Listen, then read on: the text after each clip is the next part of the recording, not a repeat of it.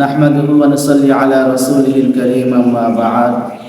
মুহতারাম দোস্ত বুজুর্গ, আমরা সবাই জানি যে গোসলের তিনটা ফরজ। 1 নম্বরে কুলি করা, 2 নম্বরে নাকের ভিতরে পানি পৌঁছানো, 3 নম্বরে সর্বশরীর ধৌত করা। এখানে প্রশ্ন হলো, যদি কোনো ব্যক্তি যদি কুলি না করে কিংবা নাকের ভিতরে পানি না পৌঁছায়, তার গোসল হবো না হবো? তো কিতাবে লেখে যে তার গোসল হবো না।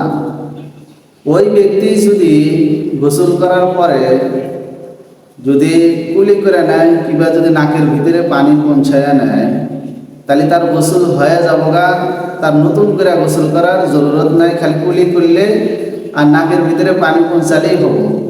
ওরকমভাবে যদি কাহারও শরীর এরকম শুকা থাকে, গোসল করার পরে মনে হইতেছে যে এখানে শুকা ছিল, ভেজে নাই, পানি পৌঁছে নাই, ওই জায়গাখানে যদি পানি নিয়ে ধুয়ে দেয় তো গোসল হয়ে যাবগা, নতুন করে গোসল করার জরুরত নাই।